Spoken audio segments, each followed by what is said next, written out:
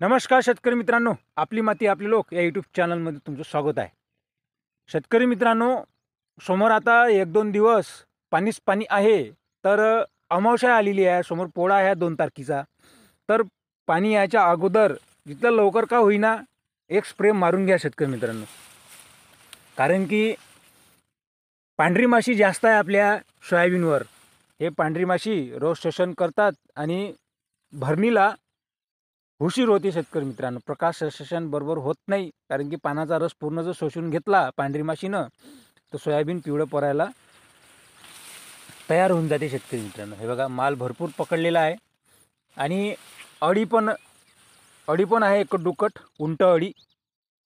तर लवकरात लवकर नियंत्रण जर केलं सोयाबीन पिकाचं तर व्यवस्थित राहते शेतकरी मित्रांनो. व्हिडिओ आवडला असेल लाईक करा, कमेंट करा, शेअर करा.